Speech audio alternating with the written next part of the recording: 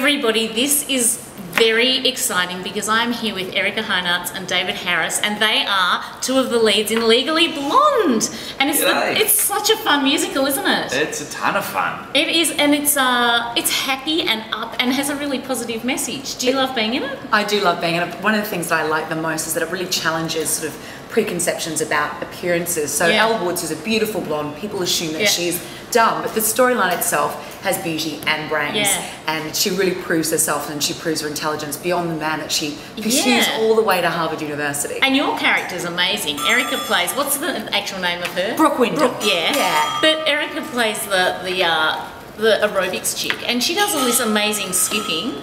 I'm almost tempted to make you show your abs to the camera.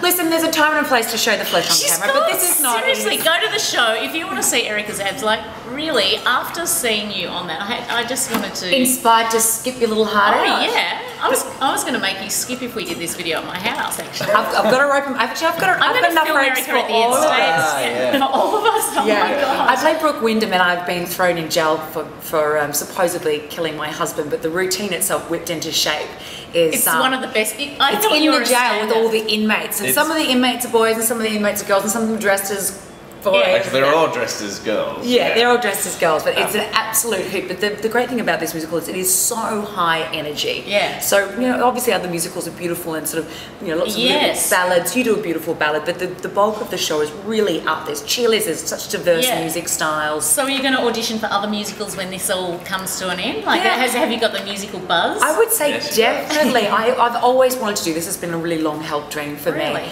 And I've never really had a job where I've been working with a regular group of people all of the time.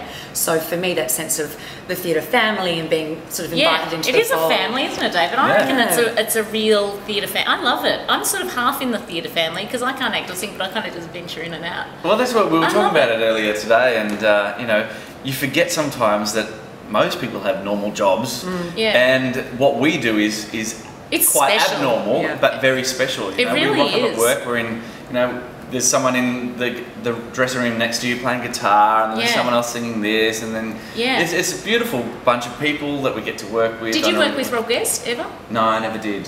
Because that's when I really realised the theatre family, when he had his memorial and everyone came together from all different musicals and cast from Les Mis got up on the stage. It was, like, it still gives me goosebumps even thinking about that memorial. It's a very supportive industry, especially musical theatre. Unlike, I don't know, you'd be able to on modelling and all that, but also straight theatre and stuff. The musical theatre family, everyone is behind everyone else. There's no knocking people off pegs or anything like that. It's very supportive, and you know, I think my lucky stars that I got into that industry. This industry. Recently there was another show being cast, and everybody was preparing for their auditions, and it was amazing how everybody banded together and they practiced their lines. There was someone in the rehearsal room doing piano, and they were running things together.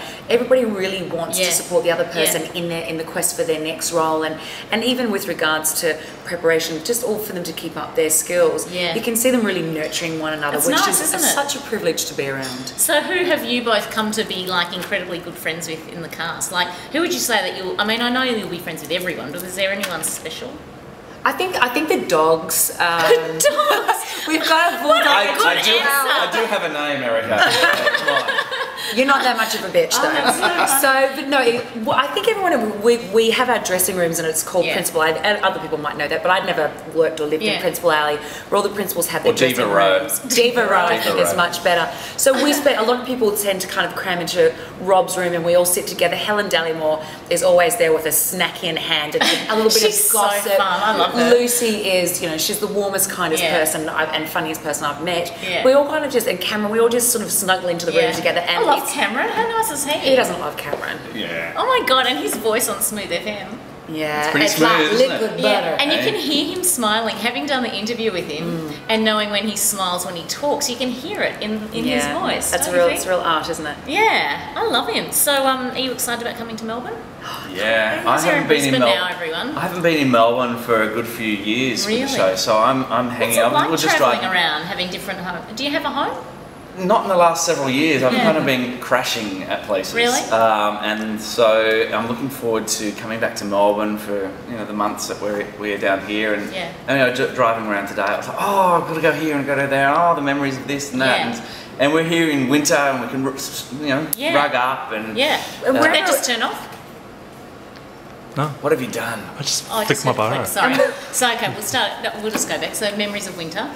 Yeah, and so I spent a number of years based in Melbourne. So and then now I've spent a number of years away from Melbourne. I love Melbourne. I love the fact that I can tour around and I can be in Sydney. Are you two going to come for taco night when you're in town? Are we invited? Yeah. Let's do a musical theatre taco night. All right, beautiful. Great. All right, we're doing it. Margaritas? That's my two favourite words. Mexican. Yeah, I've got a really good friend, Ronnie, who makes great margaritas. Michael, who's cameraman today, can come as well. You've just found two brand new best friends. Yeah, it's fun. It's a fun night. So what else? What else have you got? What's gossip behind the scenes? Anyone dating? Any romances on the show?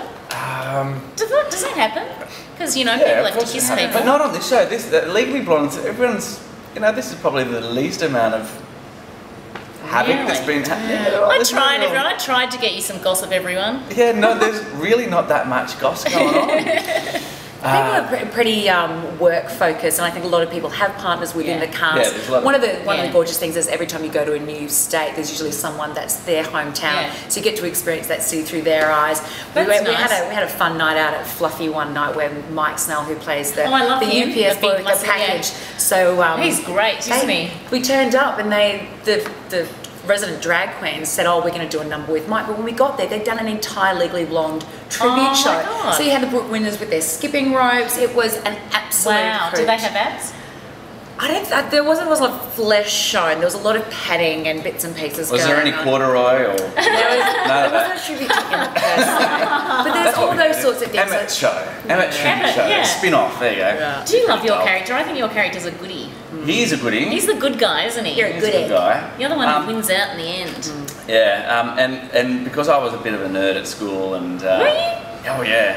Oh yeah. You don't see that. I thought you'd be kind of the cool guy. No, I was so not cool at all. No, I was nerdy. I was a bit too. School captain at both primary school and high school. So it was a very just a nerd, a geek, really. I was, and so I can relate to Emmett a lot. That's nice.